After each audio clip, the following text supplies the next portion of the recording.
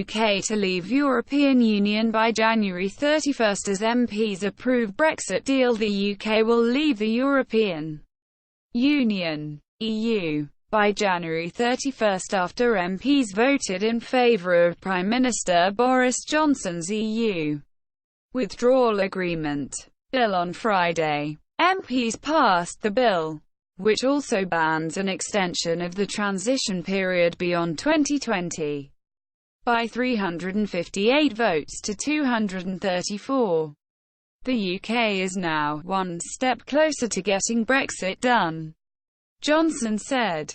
US Navy bans TikTok on government-issued phones over security threats. The US Navy has banned popular lip-syncing video platform TikTok, owned by Chinese startup ByteDance, on government-issued mobiles, citing a threat to cybersecurity. The Navy issued a notice saying users who did not remove the app would be blocked from the Navy Marine Corps intranet. Notably, U.S. Army cadets were instructed to restrict using TikTok last month. Twitter suspends 88,000 accounts spreading Saudi propaganda. Twitter has suspended 88,000 accounts, which it said were linked to a significant state-backed information operation originating in Saudi Arabia. It accused the accounts of violating its manipulation policies. Primarily, accounts were amplifying messages favorable to Saudi authorities, mainly through inauthentic engagement tactics such as aggressive liking, retweeting and replying, it added.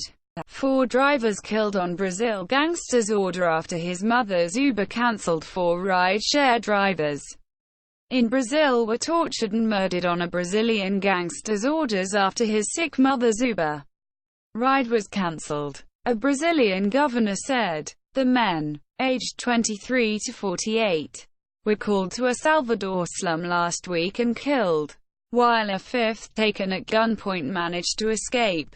2 suspects, including the gangster, were killed in a police encounter.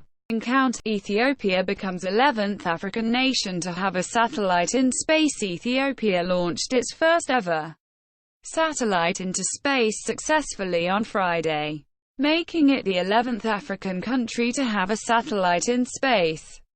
The satellite was designed by Chinese and Ethiopian engineers, and the Chinese government paid about $6 million of the more than $7 million manufacturing costs. The satellite will be used for weather forecast and crop monitoring, as per officials.